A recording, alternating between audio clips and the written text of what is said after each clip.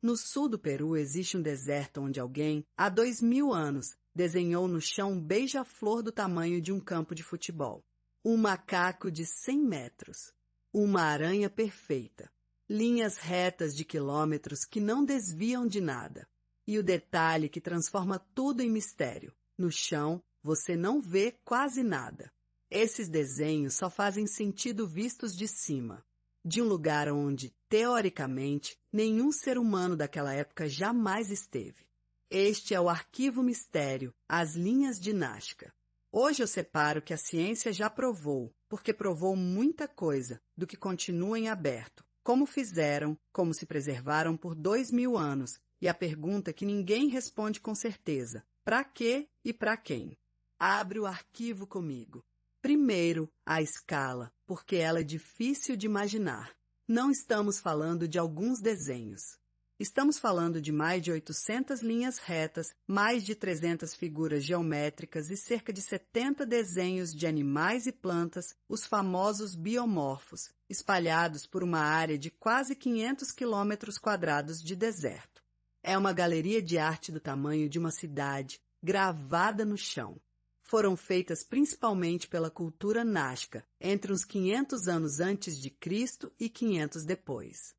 E aqui vem a primeira coisa que a ciência resolve e que decepciona os caçadores de alienígenas. A técnica é simples. Genial, mas simples. O deserto de Nazca é coberto por uma camada de pedras avermelhadas, escurecidas pelo tempo. Embaixo, o solo é claro, amarelado. Para desenhar, bastava remover as pedras escuras de cima e expor a linha clara embaixo. É basicamente riscar giz num quadro negro gigante feito de chão. Não precisava cavar fundo, não precisava de ferramenta especial. Precisava de planejamento e de mão de obra. E dá para provar que era ao alcance deles. Arqueólogos refizeram figuras usando só cordas, estacas de madeira e as ferramentas da época. Com uma equipe pequena e alguns dias, reproduziram desenhos enormes. O como fizeram está resolvido. Mas como fizeram um desenho perfeito de 300 metros sem poder ver de cima? Também tem resposta, e é elegante. Para linhas retas longas, bastavam estacas alinhadas, mirando de uma a outra, a mesma técnica que um pedreiro usa para fazer uma parede reta. Para as curvas dos animais, a teoria mais aceita é a ampliação por grade. Você faz um desenho pequeno, divide em quadrados e reproduz quadrado por quadrado em escala gigante no chão. É o mesmo método que um pintor de mural usa hoje. Não precisa ver de cima. Precisa de método. E por que duraram 2000 anos sem apagar? Por causa de um dos desertos mais secos e estáveis do planeta. Quase nunca chove, quase não venta na superfície. E as pedras escuras retêm calor, criando uma almofada de ar que protege o chão da erosão. Nazca é uma sala de arquivo natural. Se aquele deserto tivesse chuva normal, as linhas teriam sumido em poucos séculos e a gente nunca saberia que existiram. Agora, o que a ciência não fecha, o propósito. E aqui as teorias sérias brigam de igual para igual. A primeira, dos anos 40, dizia: é um gigantesco calendário astronômico, com linhas apontando para o nascer de estrelas e do Sol em data-chave.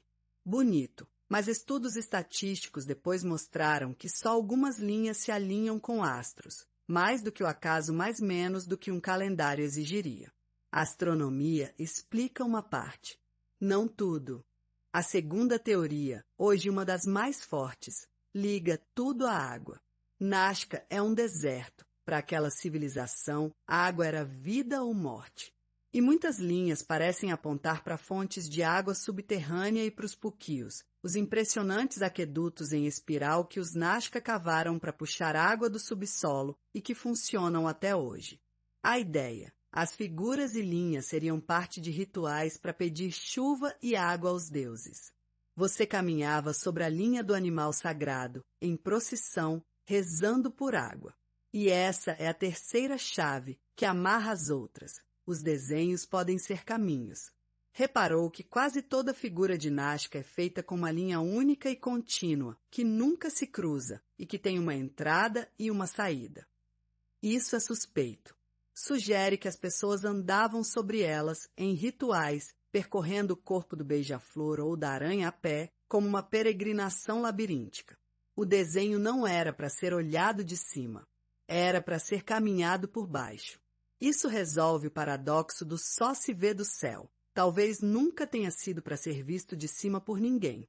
Era para ser vivido com os pés. Aí você pergunta, então para quem eram? Lá em cima? E a resposta muda tudo. Não eram para humanos verem. Eram para os deuses. Numa cultura que via as montanhas, o céu e a água como divindades vivas, você desenha gigante no chão para que os deuses, lá de cima, vejam sua oferenda. O espectador das linhas de Nazca sempre foi divino. A gente passou décadas confuso porque assumiu que a arte é feita para a gente, quando para eles era feita para cima. E a ciência não parou. Nos últimos anos, inteligência artificial cruzando imagens de satélite e drones descobriu centenas de figuras novas, muitas pequenas e apagadas, invisíveis a olho nu. Gatos, aves, figuras humanas, algumas ainda mais antigas, da cultura Paracas, anterior aos Nazca. Ou seja, o arquivo de Nazca é muito maior do que a gente via e cresce a cada nova varredura. Tem desenho lá que nenhum olho humano viu por 2000 anos, até um algoritmo achar semana passada. Vale enfrentar a lenda. Não, as linhas de Nazca não são pistas de pouso de naves alienígenas. Essa ideia, popularizada nos anos 70, ignora que o chão é mole e as pistas são só clareiras rituais, qualquer nave afundaria. Ignora, principalmente, algo ofensivo, a suposição de que um povo indígena da América não teria capacidade de fazer aquilo sozinho. Fez com cordas, estacas, método e fé. Atribuir a alienígenas não é elogiar o mistério, é roubar o crédito de quem realmente merece. Placar dos fatos. Confirmado. As linhas são reais, mapeadas e datadas. A técnica de remover pedras é comprovada e reproduzível. A preservação se deve ao clima extremo. As figuras são traçadas em linha única e contínua, compatível com caminhada ritual e a forte ligação com o culto à água e aos aquedutos que funcionam até hoje. Nada disso está em disputa. Em aberto, a proporção exata entre astronomia, água e ritual em cada linha, provavelmente as três coisas ao mesmo tempo, variando por figura. E o significado específico de cada animal. Por que um beija-flor ali, uma aranha lá? Sem escrita Nazca para ler, cada desenho guarda seu próprio recado e a gente só consegue adivinhar o idioma. Meu veredito para este arquivo. As linhas de Nazca são o oposto do que a lenda vendeu. Não são um enigma alienígena impossível. São a prova mais bonita de que um povo antigo, com cordas e paciência, podia pensar em escala de deuses. Eles desenharam para cima porque falavam com o alto. E o mais incrível não é que a gente não entende. É que, 2000 anos depois, ainda estamos achando desenhos que eles deixaram. O deserto ainda está entregando cartas. A gente só aprendeu a ler agora.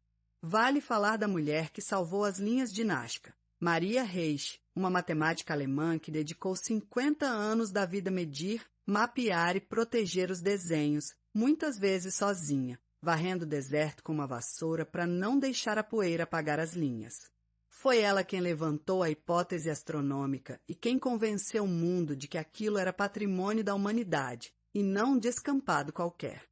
Sem ela, estradas e invasões teriam destruído boa parte do sítio antes de a gente entender o que era. E a fragilidade é real e assustadora. As linhas sobreviveram 2000 anos ao clima, mas uma única pegada humana no lugar errado dura décadas. Já houve caminhão que invadiu a área e deixou marcas permanentes. Já houve protesto que danificou o solo ao lado do beija-flor. O que a natureza preservou por 2 milênios, um par de botas descuidadas apaga num minuto. Por isso, hoje só se sobrevoa. Ninguém pisa mais nas figuras. Tem também a conexão com a cultura anterior, os Paracas, que fez geoglifos nas encostas das colinas, não só no plano, e esses, diferente dos Nazca, podem ser vistos do chão de frente. Isso reforça a ideia de evolução. Os Paracas desenhavam para serem vistos por humanos nas colinas. Os Nazca subiram o desenho pro plano do deserto, mirando o alto, os deuses. A arte migrou do olhar humano para o olhar divino ao longo dos séculos. É possível acompanhar essa mudança de destinatário no chão do Peru. E você? Calendário, oração por água ou labirinto sagrado para os deuses? Deixa teu veredito nos comentários. E qual figura você acha mais impressionante? O beija-flor, a aranha, o macaco ou a tal figura que parece um astronauta acenando? Amanhã às 20 horas o arquivo vai ao lugar que quebrou a história da humanidade em duas. Um templo de pedra na Turquia, construído 6.000 anos antes de Stonehenge e das pirâmides, por um povo que, teoricamente, ainda nem devia saber construir. Se inscreve e ativa o sininho. Arquivo Mistério, fechado por enquanto.